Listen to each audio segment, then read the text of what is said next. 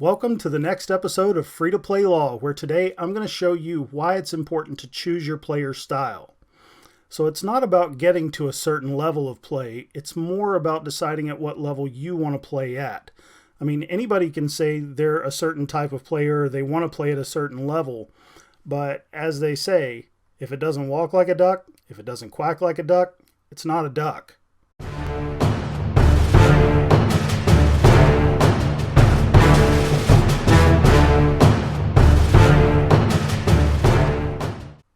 The first style we'll look at is casual.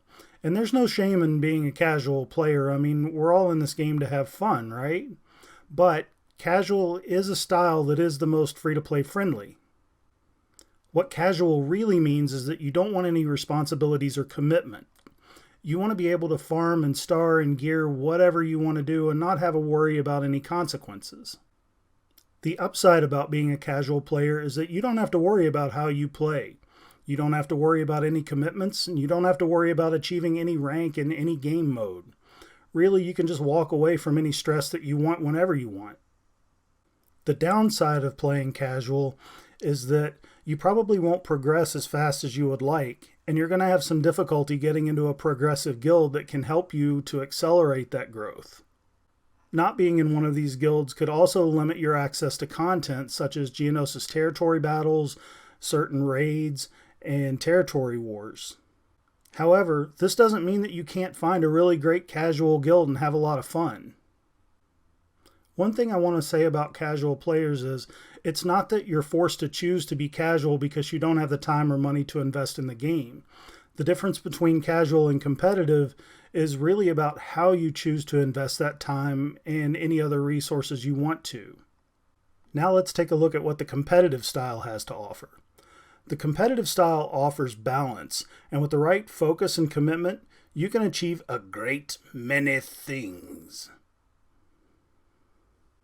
The competitive player has a high degree of roster focus, and that improves arena ranks and performance in other areas of the game like raids, Grand Arena Championships, the kind of things that get you better rewards.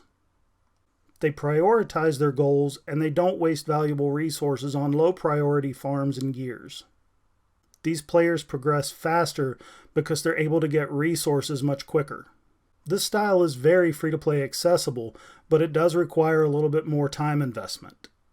The benefits of this style include developing an effective roster, gaining quicker access to content, and getting into a guild that's going to be progressive and to help get you more resources fast.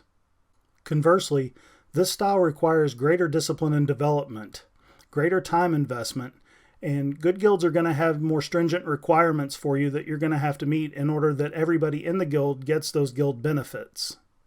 Don't think of these requirements as a bad thing. It helps everybody in the guild to progress and get content that can only be had in a good guild. Think of it more like paying your dues to a good club. I know I've mentioned high value characters and the good things to farm before and haven't really provided a list. I think a lot of those lists are out there, but I've got a few that I would like to mention, and I've got a list here that you can take a look at. And what it comes down to is you want to invest in things that I call double dipper heavy hitters.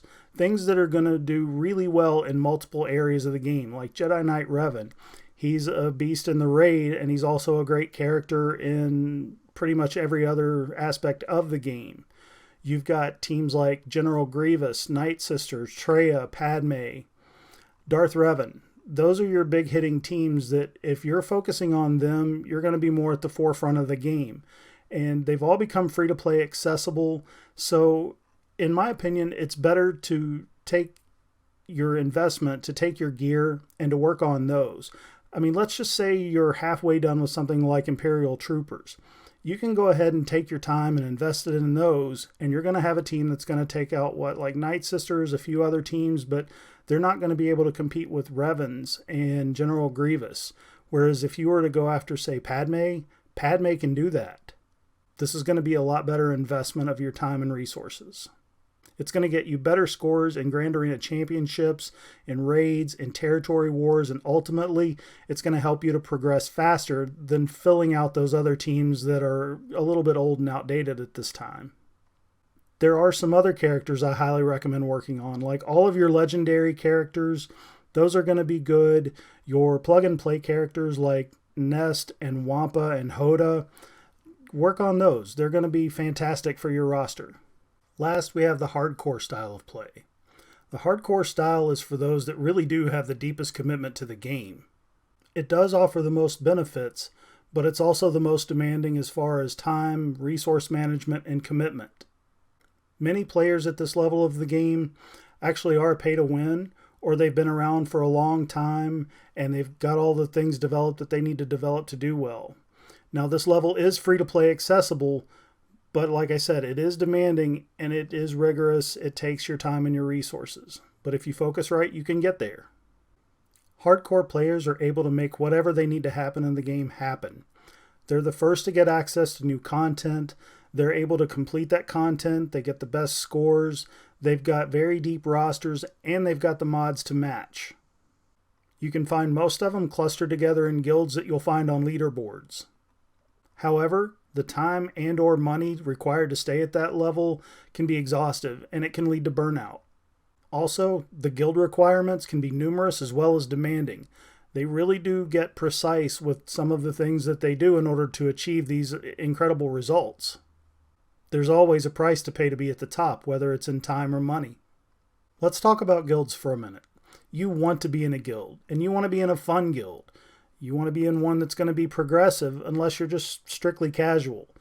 Because these guilds are going to help you progress, they're going to help get you resources and gear and characters, all kinds of goodies. You're going to get access to content that you would not get if you're not in a guild.